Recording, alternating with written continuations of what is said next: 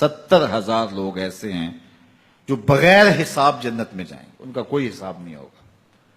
اللہ اپنے کرم سے انہیں یوں ہی جنت عطا فرمائے۔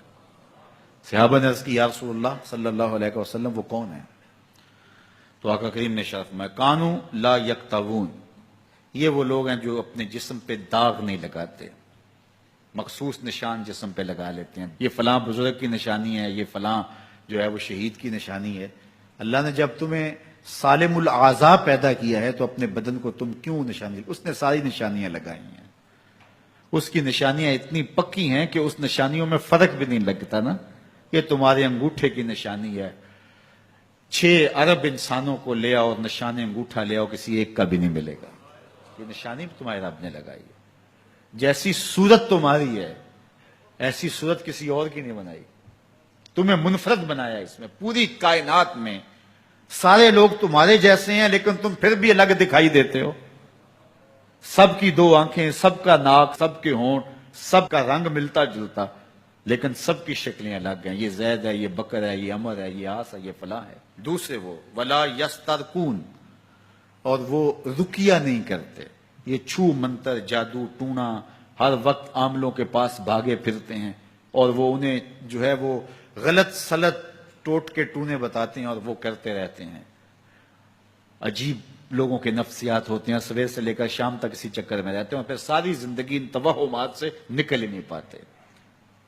اللہ نے تمہیں پیسے دیے ہیں، نئی گاڑی تم نے خریدی ہے، چھوٹے بچے کا جوتا کیوں باندھ دیا آگے تم نے؟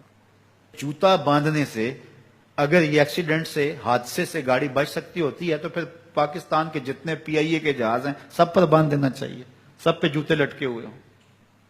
عجیب تم نے فلسفہ تراشا، کسی نے جو ہے وہ کالی رنگ کی پٹی باندھ دی نیچے، اس سے اس کو نظر نہیں لگے گی۔ گھوڑے کے پاؤں کے نیچے جو کھری لگی ہوئی ہوتی ہے، کچھ لوگوں نے اپنے گھروں میں وہ باندھی ہوئی ہوتی ہیں کہ اس سے ہمارے گھر کے اندر کوئی مصیبت نہیں آئے گی، کوئی تکلیف نہیں آئے گی۔ کسی نے ہنڈیا اپنے گھر کے اوپر الٹی رکھی ہوئی ہوتی ہے، یہ ہنڈیا بچا لے گی، اور میاں ہنڈیا کیا بچائے گی تجھے؟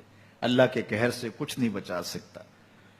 جب تمہارے اوپر کوئی مصیبت نازل ہونی ہے تو کچھ نہیں بچا سکتا۔ اگر بچنا چاہتے ہو تو پھر اللہ سے استغفار کرو، اللہ تعالیٰ کی تسبیح کرو، اللہ کی تحلیل کرو، میرے حضور پہ درود پڑھو، پھر دیکھنا کہ مصیبتیں ٹلتی ہیں یا نہیں ٹلتی ہیں۔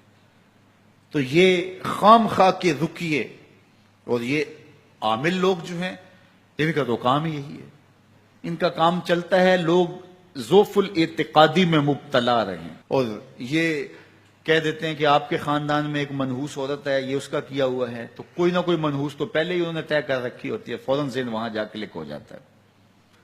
اس کا نون سے نام شروع ہوتا ہے، اس کا کاف سے نام شروع ہوتا ہے، اس کا جیم سے نام شروع ہوتا ہے، تو پورے خاندان میں کسی کا نام کاف، نون یا جیم سے تو شروع ہوتا ہی ہوگا، یا دوستوں میں، تو فوراً ذہن جو ہے ادھر منتقل ہو گیا۔ اب یہ بابا جی نے بتا دیا ہے، ہاں ہاں ہاں اس نے یہ بات کی تھی، یہ کچھ باتیں یاد آنے لگیں، اس کاف سے شروع ہونے والے نام کے ساتھ نفرت پیدا ہو گئی۔ اس بابے نے نفرت کا کاروبار کیا ہے، اس نے تو 100 روپے 200 روپے لے لیے لیکن 2 انسانوں کے اندر نفرت ڈال دی۔ اس کا گریبان کل قیامت کے دن پکڑا جائے گا۔ ان ملنگوں کے پاس، ان ذوف الاعتقادی کو پھیلانے والوں کے پاس کبھی نہ جاؤ۔ تمہیں مصیبت پڑی ہے، تمہیں لگ رہا ہے کہ شاید میرے اوپر جادو ہے، تو پڑھو نا سورہ بقرہ، جادو جڑ سے اکھڑ جائے گا۔ 40 دن اپنے گھر میں سورہ بقرہ پڑھو، برکت ہوگی۔ کہتے ہیں مولوی صاحب 40 دن تو نہیں پڑھی جا سکتی، 2.5 پارے، ہمیں کوئی تعویذ ہی کر دیں۔ ہم شارٹ کٹ چاہتے ہیں نا، روزانہ صبح 2.5 پارے سورہ بقرہ پڑھے، یہ تو ہم سے نہیں پڑھی جائے گی، تو آپ کوئی تعویذ ہی لکھ دیں۔ کاروبار میں برکت نہیں، میں کہتا ہوں پڑھو نا سورہ واقعہ، 3 رکوع ہیں، برکت ہوگی۔ ہم کہتے ہیں ہمیں تعویذ ملنا چاہیے، بس وہ ہم گلے میں رکھ دیں، بٹوے میں رکھ لیں، پرس میں رکھ لیں، اور ہمارا کام ہو جائے، ہمیں کچھ بھی نہ پڑھنا پڑے، ہمیں وضو تک نہ کرنا پڑے، نماز نہ پڑھنی پڑے، اور برکت ہو جائے۔ ایسے برکت تو نہیں آتی۔ اس لیے چھوڑو ان کی جان، آؤ قرآن مجید پہ آؤ، آؤ سجدوں پہ آؤ، آؤ دعاؤں پہ آؤ۔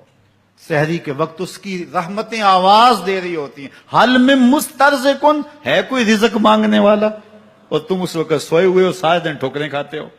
آؤ نا اس وقت جھولی پھیلا کے، ہاتھ پھیلا کے کہو مالک تو جھولیاں بھر دے، تو پھر دیکھنا کبھی کمی نہیں آئے گی، عطا فرمائے گا۔